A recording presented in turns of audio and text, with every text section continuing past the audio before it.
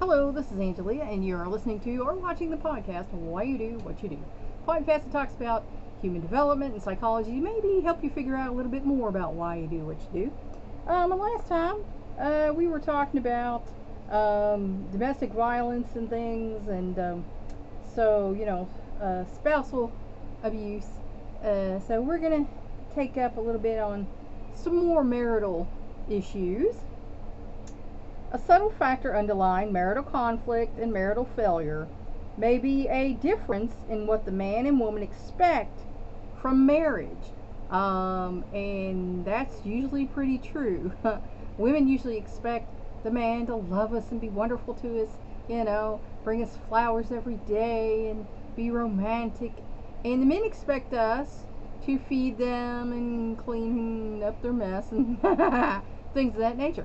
So, yeah, there's usually a difference of opinion. Too many women, marital intimacy entails sharing of feelings and confidence.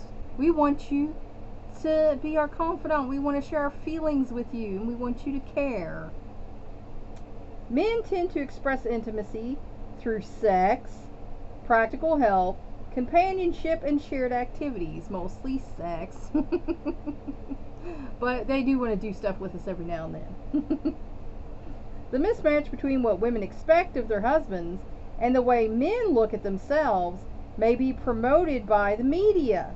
Because we want our hubby to be our best friend, that's what I expect from my husband. He's supposed to be my best friend. And the media thinks he's supposed to be this macho, sexy guy, which kind of is. But I digress. Macho, sexy guy that is just there, brings money, brings things, and he's not emotionally available for me, and I wouldn't want that. The headlines, text, and pictures in men's magazines continue to reinforce the traditional masculine role as breadwinner, while women's magazines show men in nurturing roles, because that's what we want. We want a nurturing man who's going to help us with the kids and help us with the house and be there for us. That's what we want. So now we're going to talk about parenthood. Although the institution of the family is universal, the traditional family, a husband, a wife, and their biological children, is not. So in other parts of the world, family can be different. In many African, Asian, and Latin American cultures, the extended family household is the traditional form. A lot of times they get married. In some cultures, you go into the father's home, the male's home. Some you go to the woman's home, and it's one big family in a big house. In Western industrialized countries, family size, composition, structure, and division of labor have changed dramatically. Our family dynamic is not what it was 100 years ago. Most mothers now work for pay in or outside of the home. Clearly, I'm working in the home. You got me in here in my dining room / office / library. And a small but growing number of fathers are primary caregivers. So, that's rare, but it's a thing.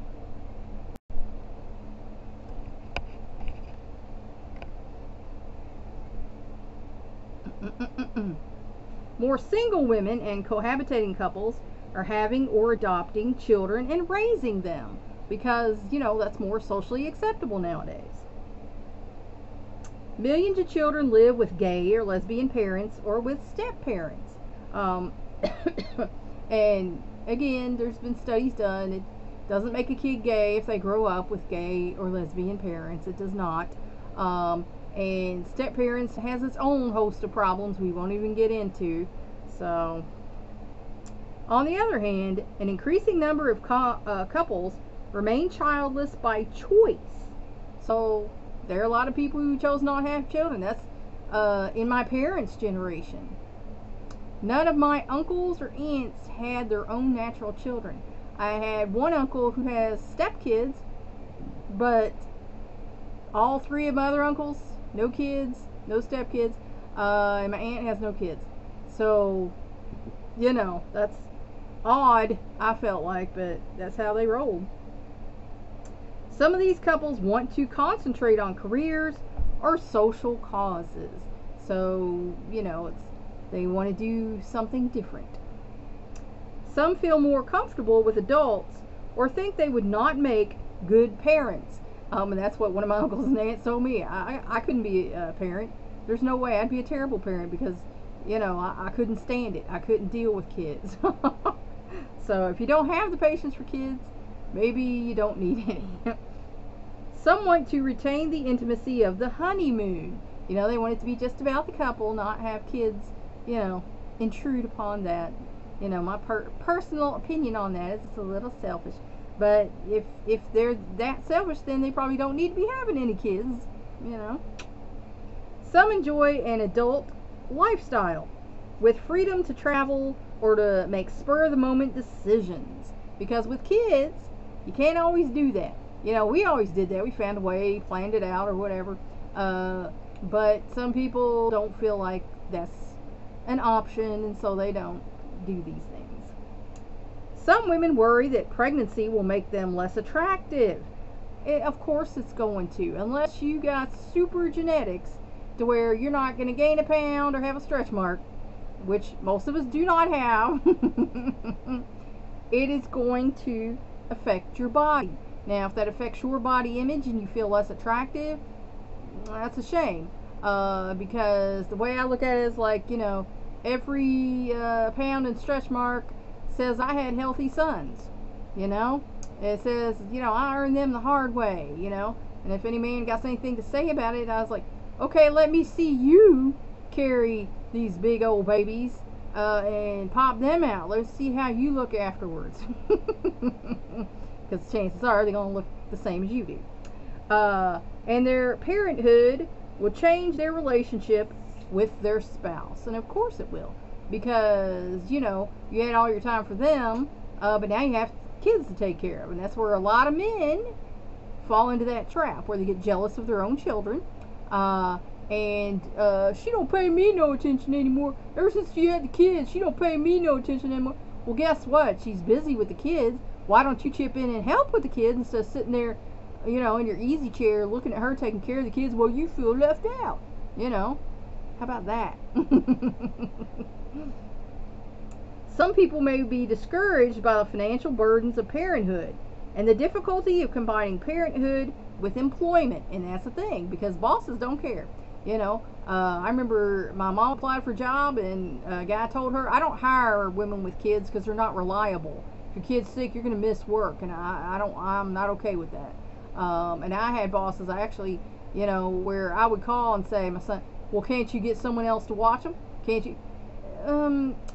It's life, guys. Life happens, and if your employer is that big of a jerk, you could find a different job anyway, because most good employers understand. They will let you have the time off, the day off. You can come in and work on a Saturday afternoon or something, work a little overtime or something to catch up if you need to.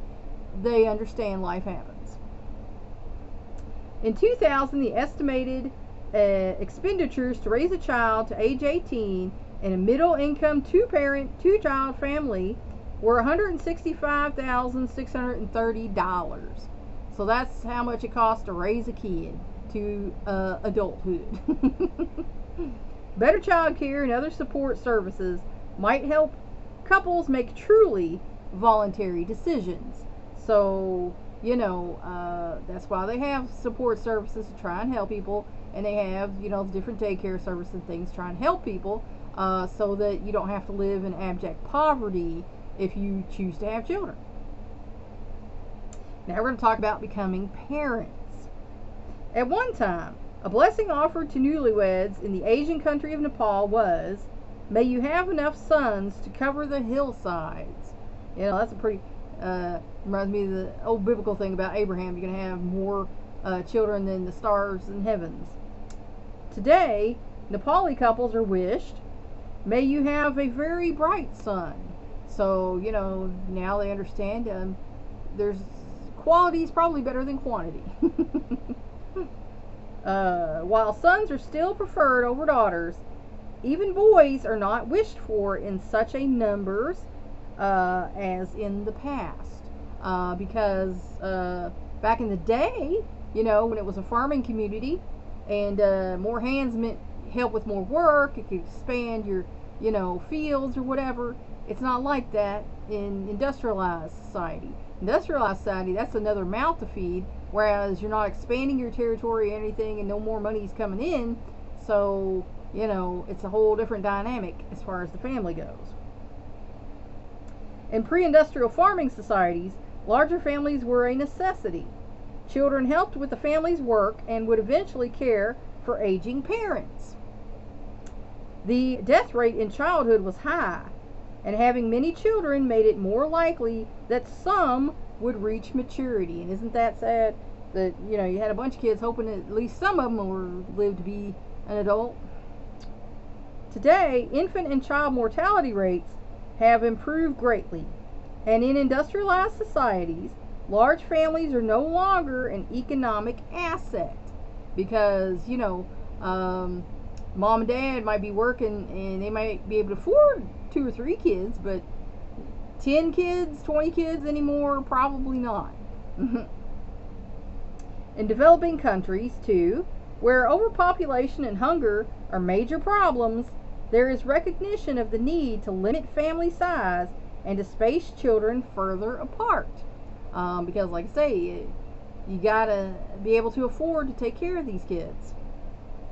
Not only do people typically have fewer children today, but they also start having them later in life, often because they spend their early adult years getting an education and establishing a career, and that's what they should be doing.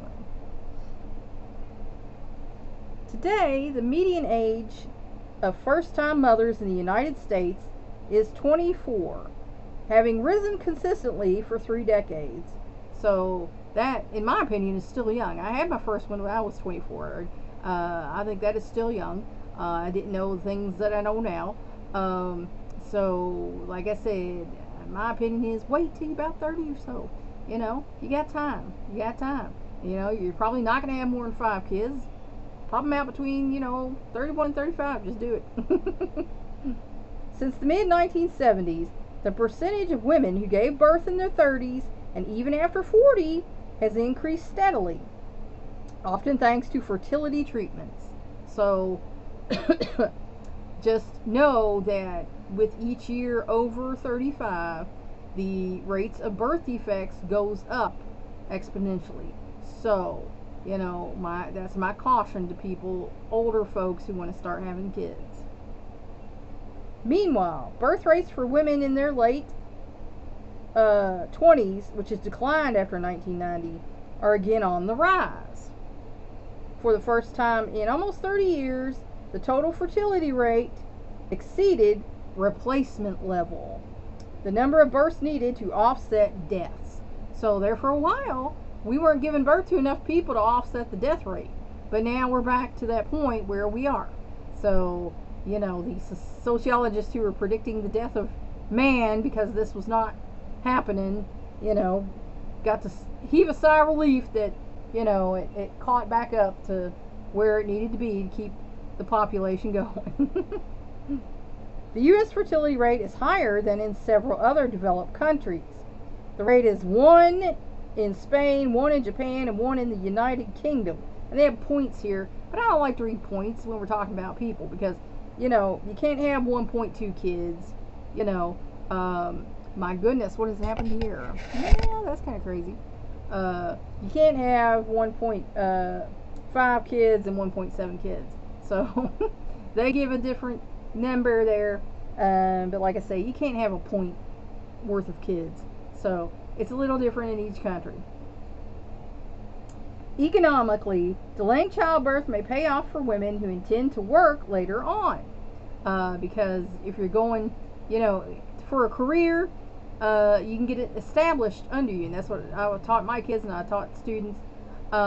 Get a firm foundation established under you before you start pairing up with another person and bring another person into the mix.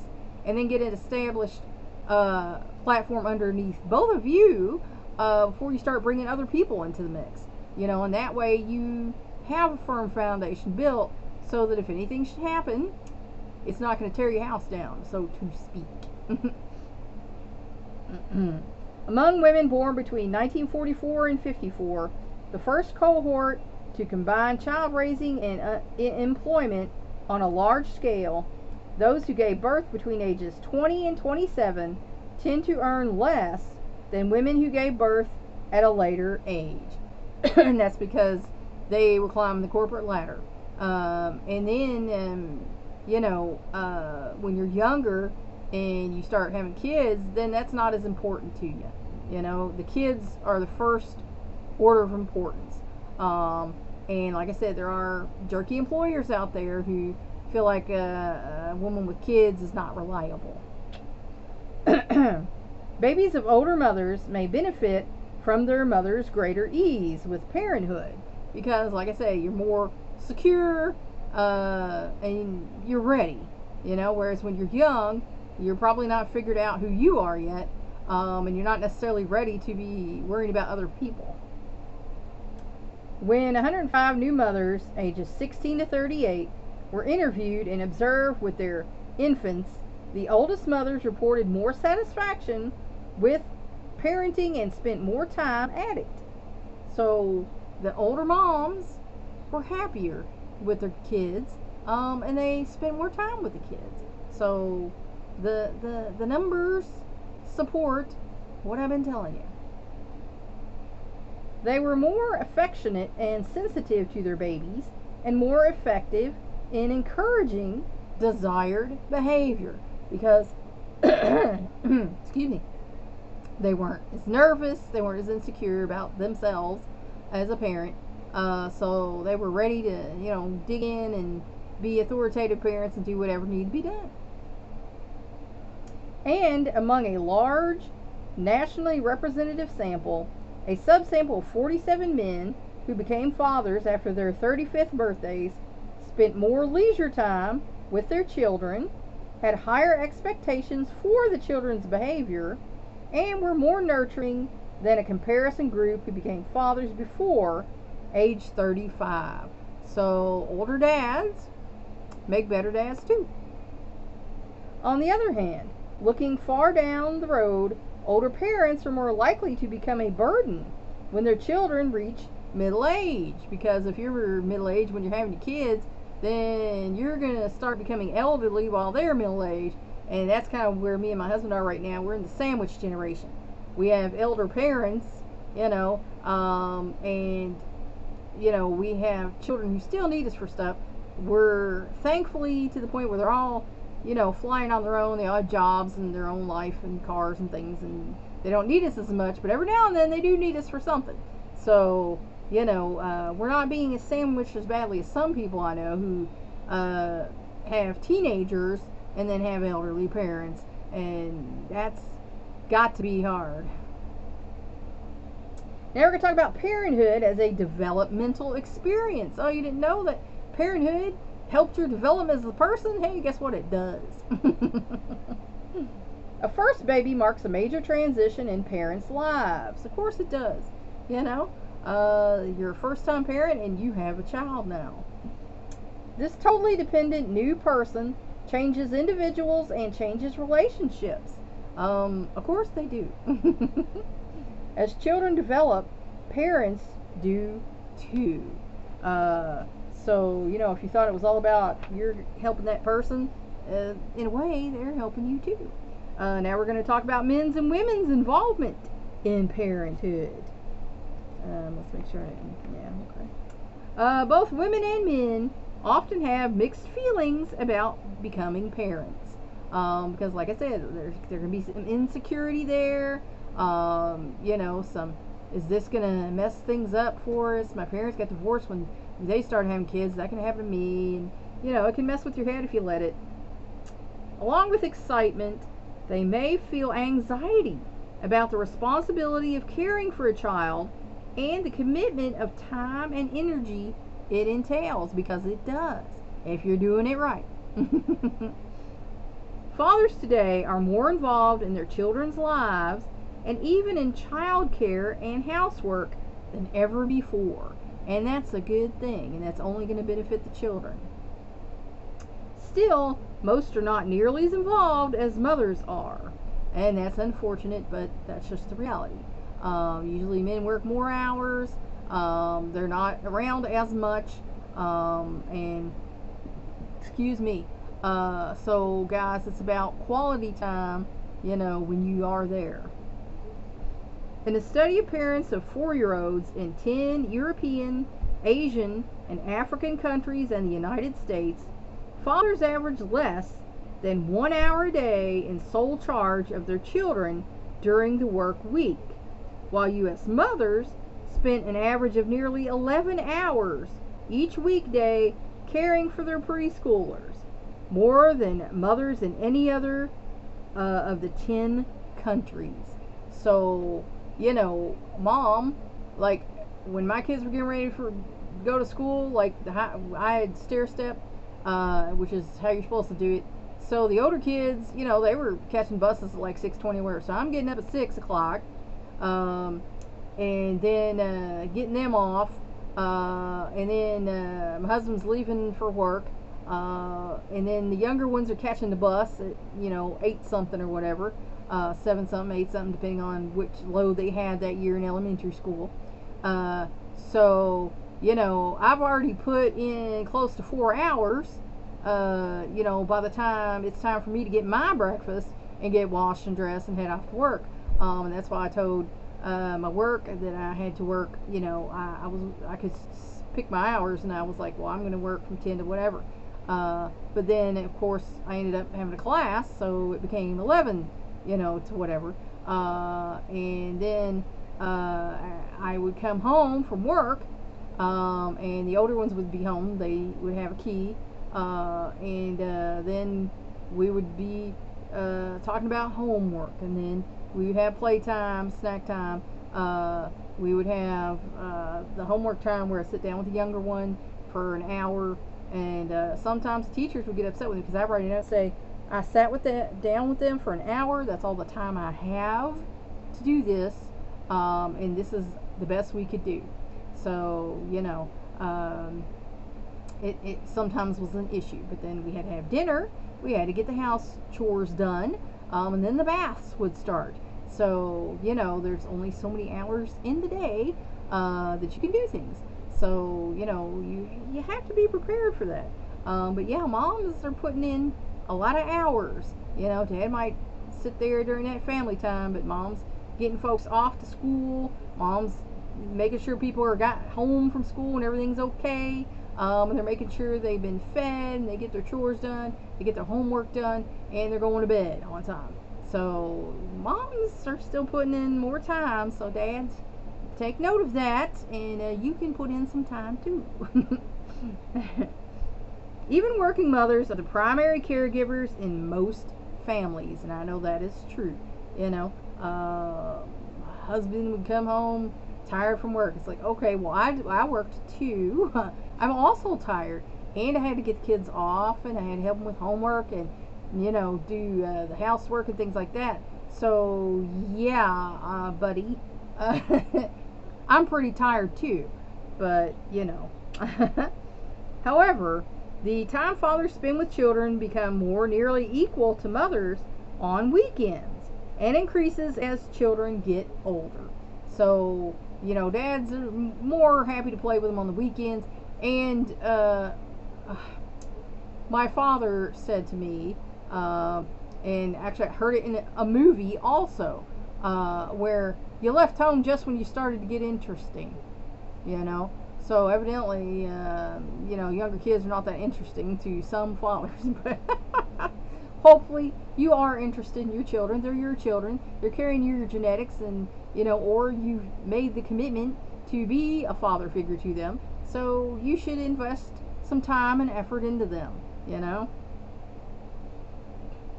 Fathers spend considerably more time with children than mothers in television or video viewing, outdoor play, and coaching or teaching sports, because that's what men are into. And if there's a sports team, the guys are all too happy to be a sports dad or coach or whatever. Some fathers do much more. sharing parenting equally with mothers. And, someone kind of chastised me for making my husband put in as much time as me. Like, I feed this time, you feed next time, you change diaper now. But I felt like that was the right thing to do, because then he could bond with the child. And someone said, "Oh, you shouldn't make him do that. He'll resent the kids." But that was not true, and that did not happen. In fact, I think it made him more interested in the kids, and their welfare. Such choice challenges still prominent social expectations that fathers are primarily breadwinners and mothers are primarily responsible for child raising. And that shouldn't be the case, because if both of you are working, then both of you should also be taking care of the kids.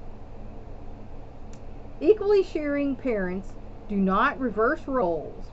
Instead, both parents make job adjustments and career choices compatible with their parenting responsibilities. And I know a couple guys who quit work and stayed home because the wife could make more money than them, versus cutting the hours down. So, each family's different.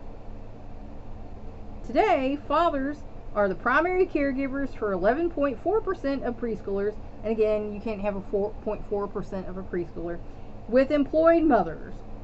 Studies show that fathers who are primary caregivers can be nearly as nurturing as mothers. And they can, they just have to make the effort. Besides time spent in direct child care, fatherhood may change men in other ways. Among 5,226 men ages 19 to 65, fathers living with their dependent children were less involved in outside social activities than those who had no children, but more likely to be engaged in school-related activities, church groups, and community service organizations. And that's in, your average middle-class family. There are sections where that's not the case with good old dad. They tended to work more hours and were less likely to be unemployed. The most involved fathers were more satisfied with their lives and more involved in work, family, community, and socializing. And it also might have been that these fathers were more social oriented, and so that's why they did these things. But again, men do benefit from co-parenting with mom. Now we're going to talk about how parenthood affects marital satisfaction, because it does. Marital satisfaction typically declines during the child raising years. Again, that's, like I say, because a lot of men fall into that trap where they're jealous of the kids. She's not paying me attention anymore. Of course not. She has kids. In a 10-year longitudinal study of predominantly white couples who married in their late 20s, both husbands and wives reported a sharp decline in satisfaction during the first 4 years, followed by a plateau and then another decline. And that's because, toddlers are demanding. They're going to take up a lot of your time and energy. And then it gets better, but then they start becoming preteens and teens, and then it gets worse again. So, it's an up and down. Spouses who had children, especially those who became parents early in their marriage and those who had many children, showed a steeper decline. So again, the younger you are and you start having kids, the harder that is on you, because you don't have yourself figured out yet. And then a bunch of kids becomes a financial and physical burden, not to mention a mental and emotional burden. So that's going to be harder on you too. Of course, the statistical pattern is an average. It is not necessarily true of all couples. One research team found 128 middle and working class couples in their late 20s from the first pregnancy until the child's third birthday. Some marriages got stronger, while others deteriorated, especially in the eyes of the wives. In these marriages, the partners tended to be younger and less well educated, to earn less money, and to have been married a shorter time, and to have low self-esteem. So wives expect men to step up to the plate, and if they don't, then they're not so happy about that. And like I said, especially if you're not really centered in yourself yet, that's going to just throw everything off balance. The mothers who had the hardest time were those whose babies had difficult temperaments. And when they say that, I don't know if you remember to another one we were talking about, it's where the child is more demanding. The child might be more hyper. The child might be more, fussy when it comes to feeding and sleeping and things like that. Surprisingly, women who had planned their pregnancies were unhappier, possibly because they had expected life with a baby to be better than it turned out to be. And that's where I'm going to leave you today. Hope that helped you figure out maybe a little bit more about why you do what you do. Thanks for watching.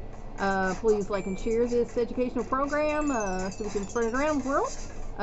If you want to help me out, subscribe to my YouTube channel. If you want to help me out even more, go to my Patreon page and become a patron. And I'm sure you heard that. I got to go see who's on the phone. And that's all for now. Until next time.